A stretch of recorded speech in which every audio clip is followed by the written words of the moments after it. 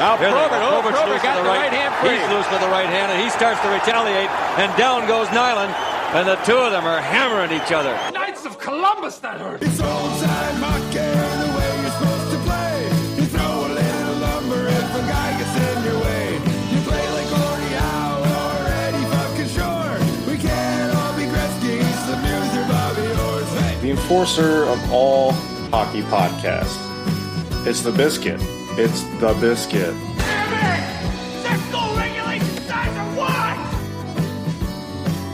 The enforcer of all hockey podcasts. God help the fucking day if fighting's ever banned. As our country will stop working on Sabatmas fucking cans. Hi everybody, it's the Biscuit Podcast. Hey, you wanna go? Yeah, okay. Good luck, man. Good luck to you too, buddy. Hi, Biscuit babies, you pieces of shit. I'm here with the man, the fucking king himself, Steven Bentley. How are you, buddy? Hey, great. How about yourself? I'm doing great, man. I'm living the dream. I haven't worked in 5 days, just fucking talking hockey with my buddies. It's been amazing. Hey, congrats on the big news there. That's awesome, man. Thank you, sir. Thank you. Yeah, it's very exciting around the house. Number 3, no less exciting. No less exciting than number 1. It was pretty cool, and the baby came so quickly that my wife didn't have time to take off her Red Wings hoodie, so it was even a little more special this time around.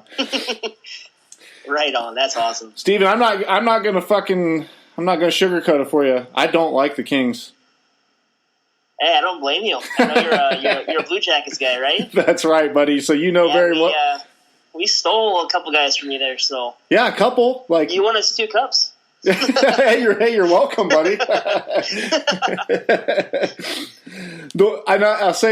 I'll say this. I hated Jeff Carter until just recently when he did the on the bench episodes, because those were incredible. Carter's a good guy for what he is. Yeah, we had all this. All the fans in Columbus are they're soft. So everybody they'd get sad when Jeff Carter would get booed. I'm like, if they want to boo him, let them boo him. Who fucking cares? Hell yeah. Who cares? Oh, yeah. He's a big boy. He'll be all right. He'll wipe his tears with his $100 bills. Yeah, no, all right. Yeah, let the cup collect his tears while he fucking bangs his hot wife. So yeah, he'll be okay, man. Oh, and congratulations to you, man, on the engagement, dude. That's exciting. Oh, thank you. Appreciate that. Thank you. Yeah. It's on the ice in Vegas, first couple that I know of that did it on the ice in Vegas. So. Oh, hell yeah. Yeah. Dude, that fucking Vegas, everybody's loving that shit. Oh, yeah. That arena is awesome. That team's going to be good in a couple of years, so that's exciting. The white gloves, man. It's a nice little trip. The fucking white gloves. It's those white gloves. It's those white gloves, dude. Well, let's get into it, man. Last season, 39, 35, and 8. Missed the playoffs for the second time in 3 years. So you knew some shit was going to go down. They fire, they fire coach and the GM.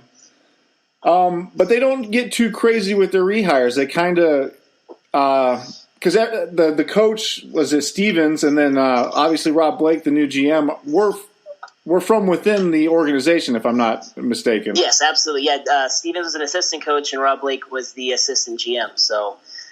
Now that seems to make sense. I like that. Yeah. Not the biggest Rob Blake guy, but yeah. See, Rob,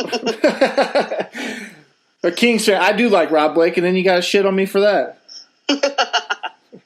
There's the whole character thing with the contracts back in the 2000s, which I should get over by now, but I can't. I just can't stand someone who wants to take the C off their jersey for a contract negotiation and then ask for a trade, but that's another story for another day. Yeah, that's kind of sickening. Yeah.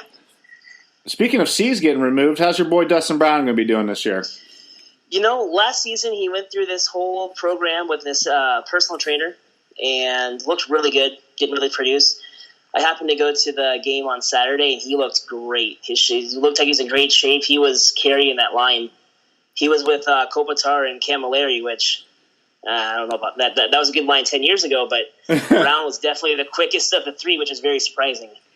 Yeah, they're going to have to find some kind of production from somebody. But when you look up and down the lines here, there's I don't. Kopitar's going to have to do it, I guess, or Toffoli. There's the thought process. Obviously, to win a cup formula would be two solid defensemen, two solid centers, and a goalie. And I definitely see the two centers. The problem is the Kings are such a one-dimensional, one-line team. And yeah, you're going to have the matchup. Carter is technically second line with Toffoli and Pearson, but teams are going to adjust to that real quick, and they're going to shut down that Kopitar line because there's nothing there. Kopitar can't just carry that line on his back. No. It showed last season. When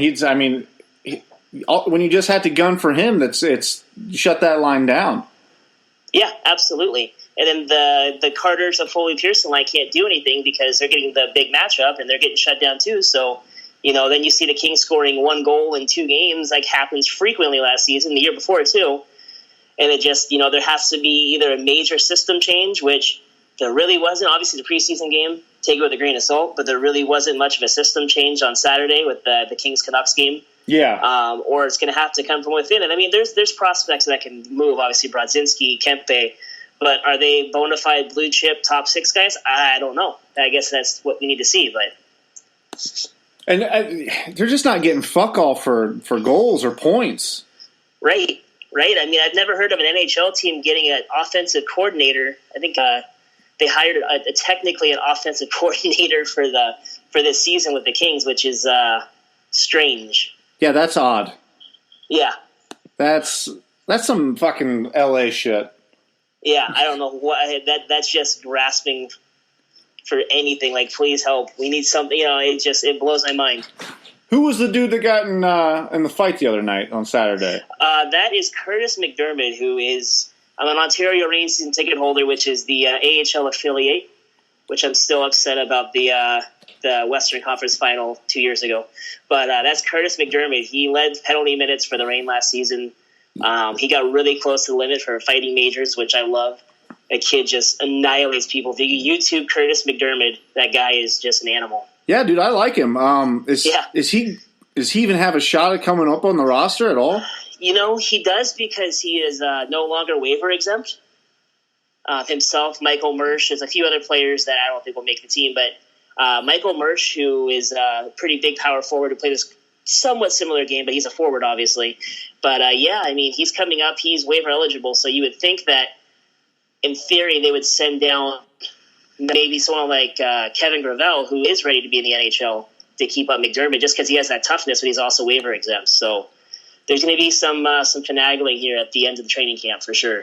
Yeah, especially if he keeps playing with that edge, because they're going to need somebody to protect Doughty's fucking mouth from talking all the time, dude, because he's not going to do it himself, Right. Oh, absolutely. Losing Matt Green. That's something that obviously he's an older guy. He's a slower guy, but he definitely always had the boys' back. And, this new guy they got, Christian Folin and Oscar Stantonberg, they're great players. I saw them both this weekend, but no one really brought the toughness except for McDermott. So, yeah, definitely needs some protection on the blue line. That's what I noticed. I caught a little bit of it Saturday, and I was like, well, fuck yeah, that guy's awesome. Because the rest of it was kind of, ho-hum, but he brought them as much to life as he fucking possibly could. And I know it's a very unpopular stance in hockey today, but I'm glad to see a guy out there still giving it like that. And I thought he was great. Absolutely. If you actually, like I said, YouTube him, there's a play from a couple of seasons ago. It's day after Christmas in San Diego, and that's actually where I live. The Reign were playing the goals, and he just lit up. I think it was Stu Bickle. Crossed the blue line and just lit him up. So definitely look up that hit. And then there's the ensuing fight, which I don't remember who he fought. That was a couple years ago, but absolutely pounded him. He does that every night. So yeah, dude. He wasn't like he didn't. I don't know his size, but he just seemed just like a fucking animal. Like he was loving it, and it was great to see. So. He's probably the only player I like on the team, but he's a breath of fresh air for sure. There's a lot of guys in the Kings who, the Kings were kind of known as that big tough team in the Cup years, and they've kind of lost the toughness, but kept the slow, grind mentality. But they're not tough. Yeah, And there's something about like having that black sweater on, dude. There's got to be some dude that can just fucking throw down on the team. It just needs to happen. You look at the greats we've had. You can go down the line, but Stu Grimson obviously is, or Marty McSorley. Those are two guys who grew up watching. So I mean, to see that as a child, to now where it's like, well, okay, we're kind of just standing around watching. Yeah. There was that play last season, I think, when Doughty was getting into it with, was it Kachuk with the Flames? Yeah, 18-year-old Kachuk. Yeah, and it's like Doughty was running his mouth, obviously, but no one's backing him up, and it's like, that's your alternate captain there. Yeah. What are you guys doing? Yeah, and that's an 18-year-old, dude. Up. And I think he knew that nobody was going to do shit to him, so he was fucking just taking runs at Doughty and getting away with it. Absolutely. Gave him a fucking... Something needs to change. Yeah, gave him an old fucking WWE fucking elbow, too. Right, absolutely. It's not WWE, is it? It's just WE? No, it's WWE. You got it. Oh, see? I know my shit, dude. But, yeah, you brought up a good point. Those Cup years, they were a tough team, man. They were not pushovers, and they won, I think, a lot of games, close games, and putting that toughness on a team in the playoffs, it's either going to work for you and you're going to win, or you're going to fucking crumble, and they got away with it. Absolutely. I mean, that St. Louis series they played in 12, they just physically they just matched them, and mentally, look what happened. St. Louis didn't even stand a chance. So, I mean, there's definitely something to that. And it's the same with the Coyote series in 12, too. Yeah. It's super physical, and I mean, St. Louis is still getting over it. With physicality. So. Yeah, St. Louis is still getting over it. Yeah, absolutely. It's like Stepchild beat them, and they just have not been the same, dude. Absolutely. I had them missing the playoffs last year. I just had a bad feeling about the team. I have them missing again this year. I think if Quick, though, when he did play, he was pretty. Jonathan Quick. I mean, he's a good goalie, but as he gets older, and I'm worried about the D in front of him, and I'm worried about how many games he's going to have to play to get this team on the edge of making the playoffs.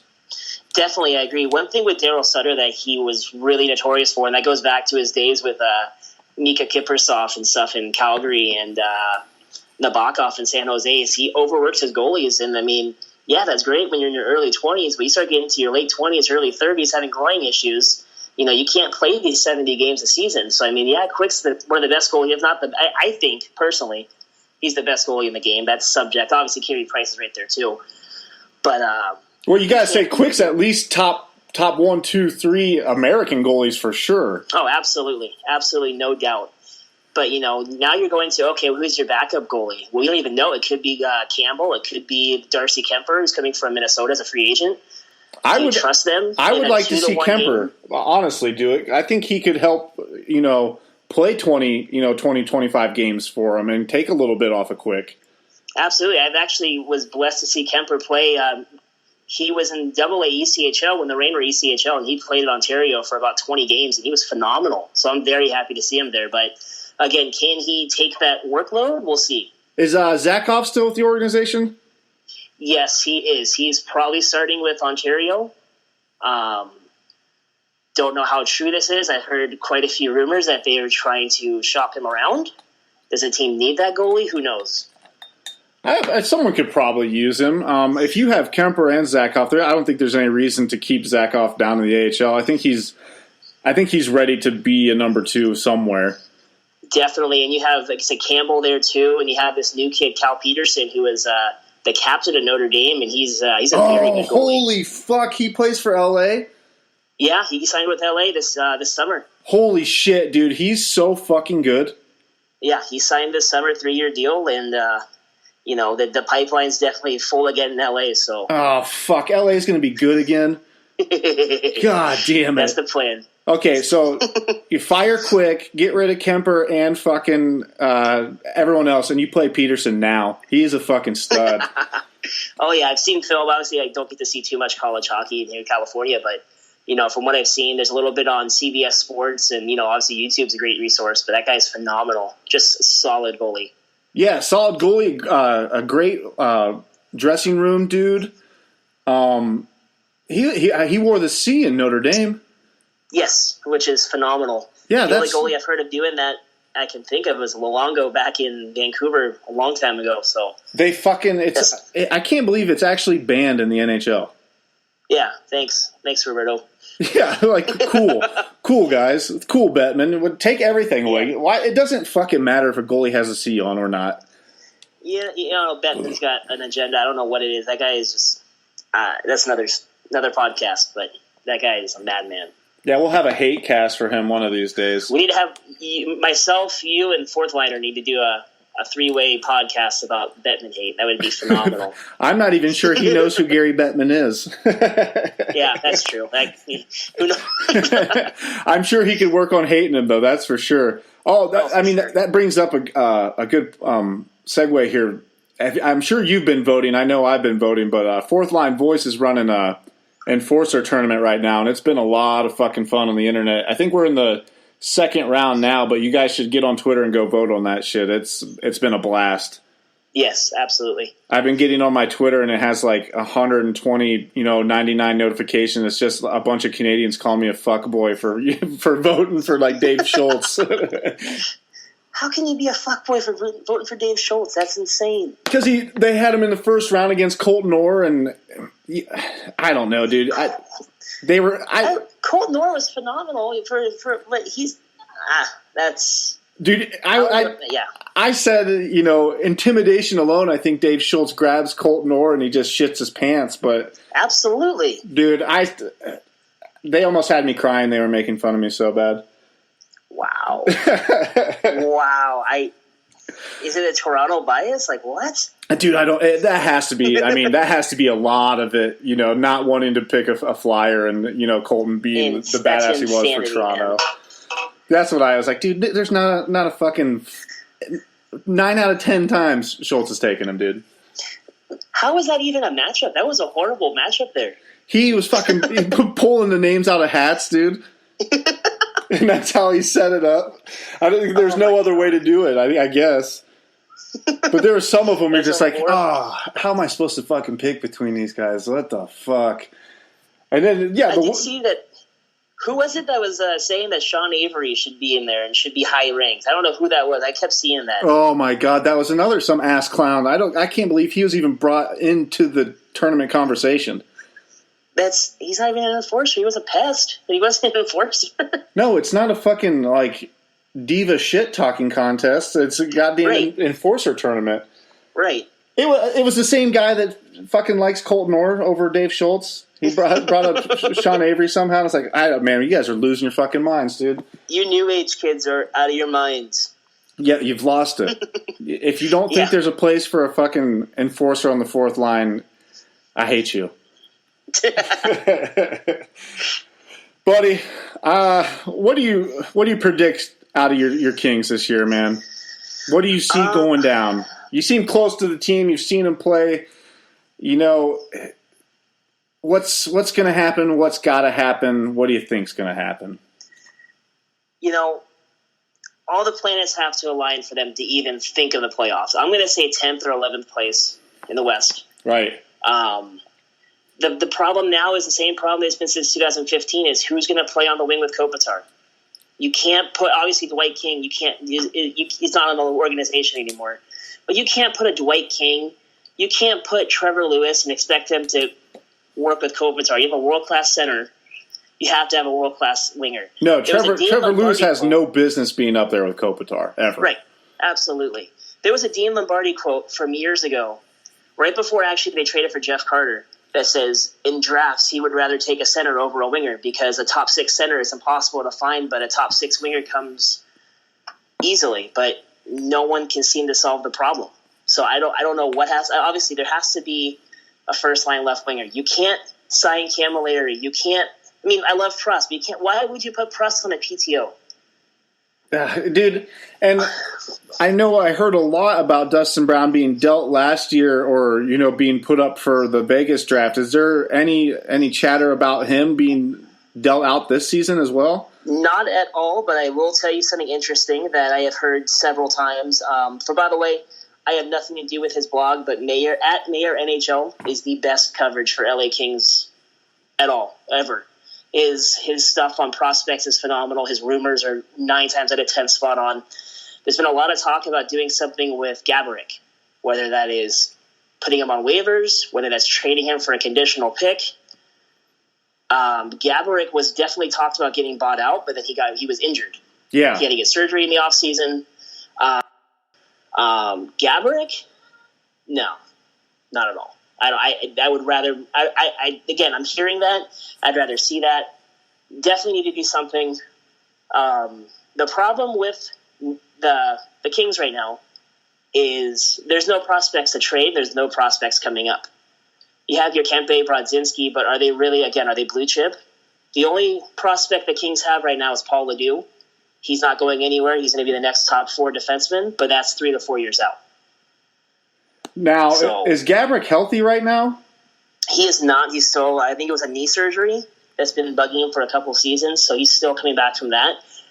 I'm hearing middle to end of November.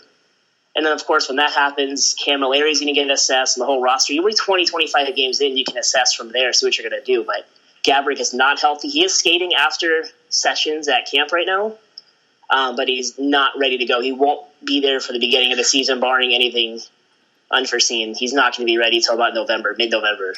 He was one of the players that you guys took from Columbus that I didn't mind seeing go.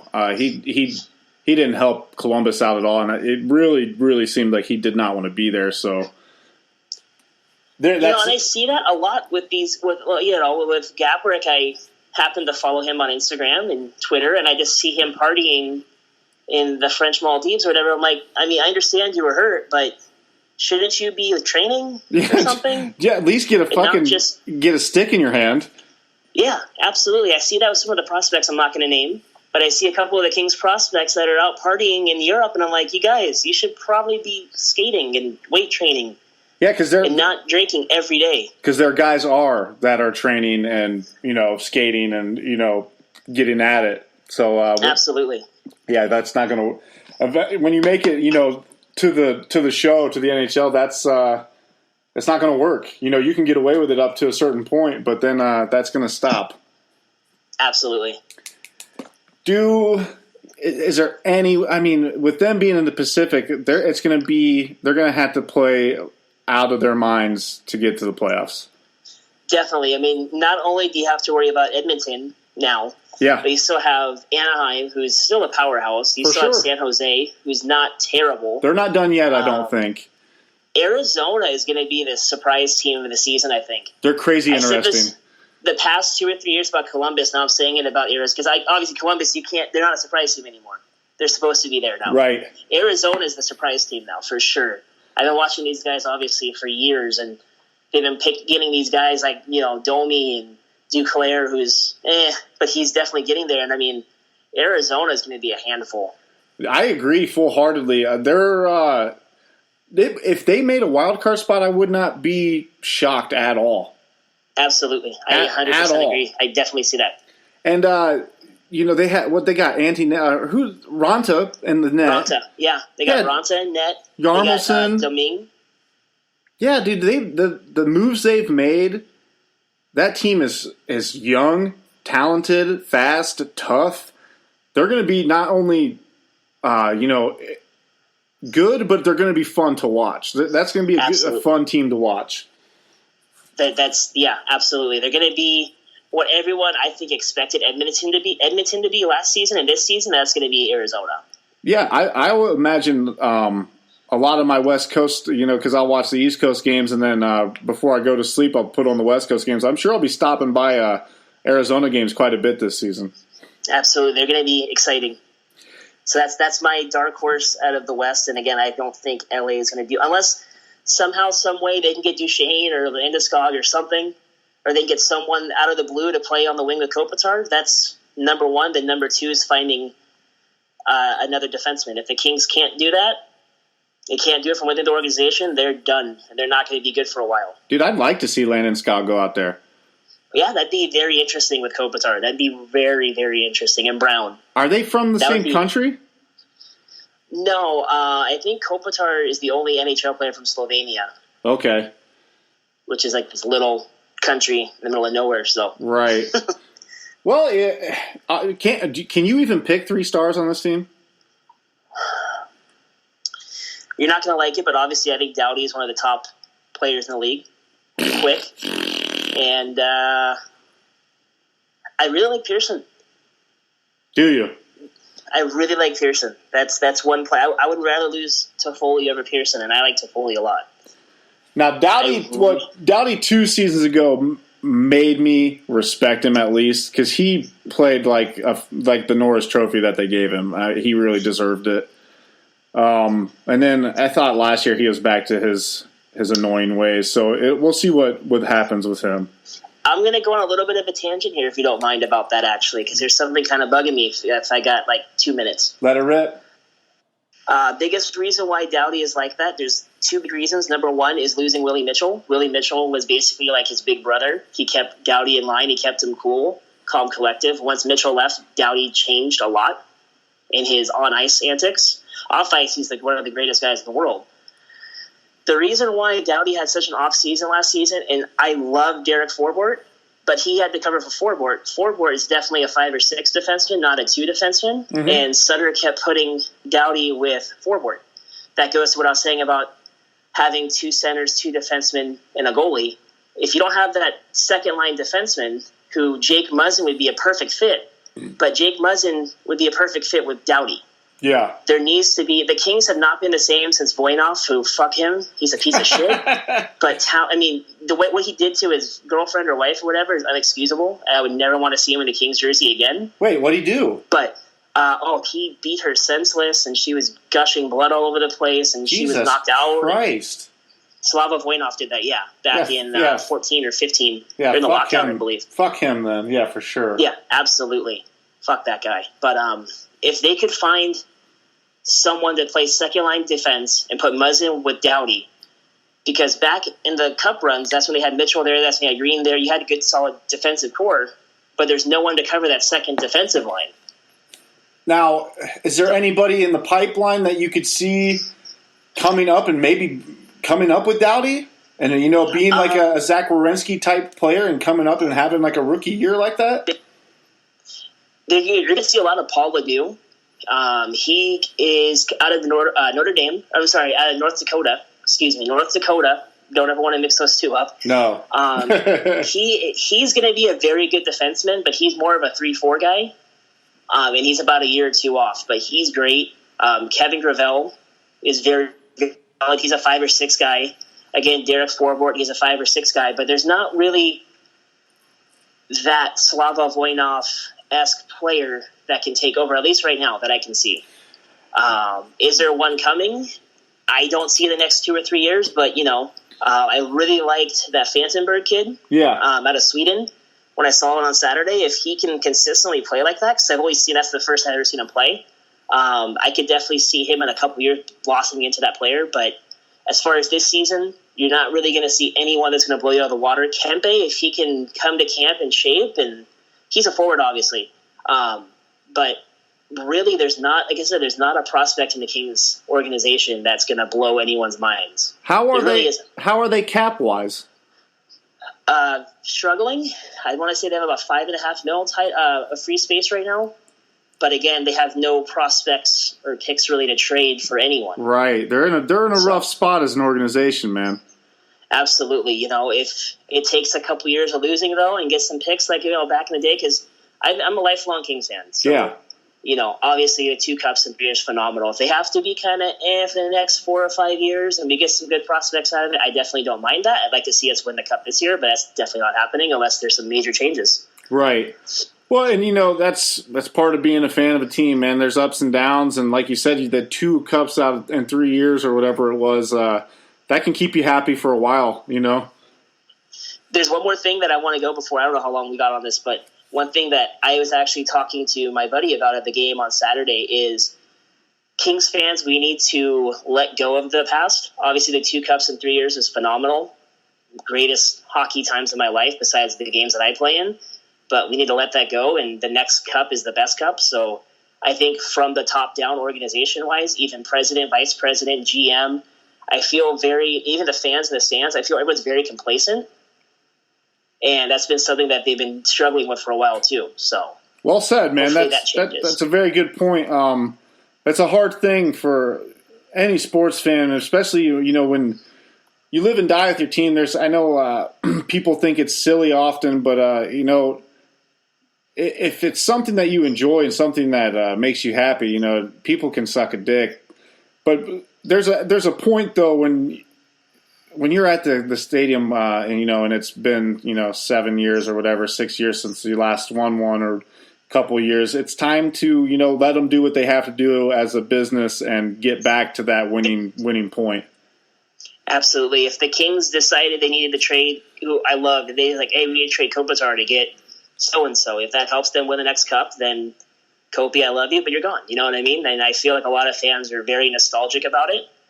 And again, like I said, I think even the organization from the top is very nostalgic. If you go to the games, it's like all they show on the scoreboard is the banners. Yeah. They'll show in between whistles, they'll show like a cup highlight. It's like, come on, guys. Like, that's the past. Let's win the next one and stop worrying about the last one. It's, anytime I say something to my wife, she just starts counting to 11 for the Stanley Cup for the Red Wings. I'm just like, man, fuck, come on. They won 4 of them in the 1950s. What the fuck? Yeah, there was 5 teams to beat. Wow.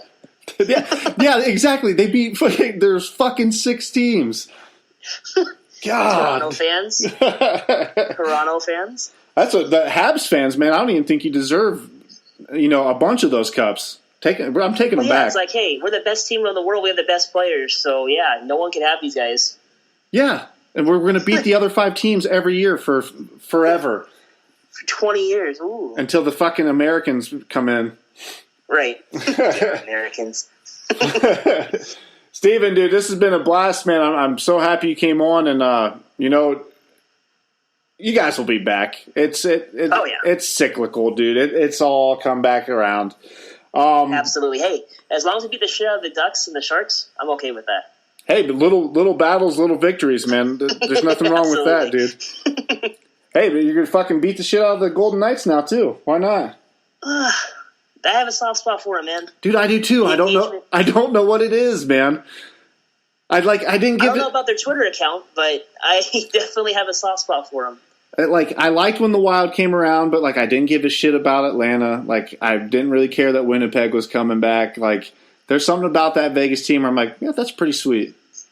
I think it's the fact that it's an untapped market, and I'm a big ECHL, AHL guy. So when I used to see the Reign play the Wranglers, and they were in Vegas, and they drew 8,000 people on a Tuesday night game, that's phenomenal. Yeah, they have fans there. Yeah, UNLV. There's a lot of hockey stuff going on there. Yeah, it was a good decision for Plus, the NHL. I'm also a very frequent visitor of a.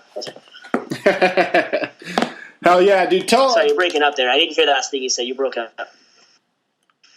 Oh no, we're losing you here a little bit. Where can they find you, Steven? Oh, right we are. I hear you now. You can find me on Twitter, sbentley88, I believe it is. Yes, sbentley88.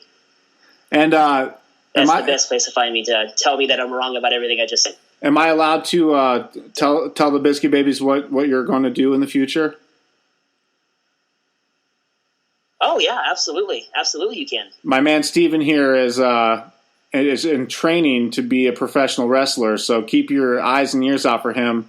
I'm trying to get him to go full heel, but that's tough, dude. I admire that you're going towards that. And I wish you the best of luck, dude. Thank you, very much appreciated. Thank you. Is there an organization out there that you're trying to work out with to enter in? There's a couple. I don't want to say anything yet because nothing's official. There's 2 that I'm very in the SoCal area that I'm very interested in. So we'll see where that goes, but I'll let you know as soon as. Yeah, definitely keep me informed, man, and I'll tweet it out and watch the YouTube videos butt naked in my studio. Sounds great. Hey, thanks a lot for coming on, man. Thank you for having me. I appreciate you. Thank you. Yeah, party on. Go Blue Jackets. Go Kings.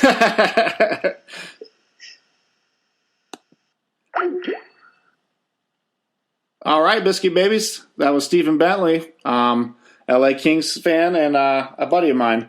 Sorry we had a little bit of technical difficulties in there. I don't know. I've had a lot of fucking problems with my internet and router this weekend, so I'm sorry for if there's a little bit cut out there, I can't make it reappear. I only run one tape, so suck it. Freedom. Hockey. The basket!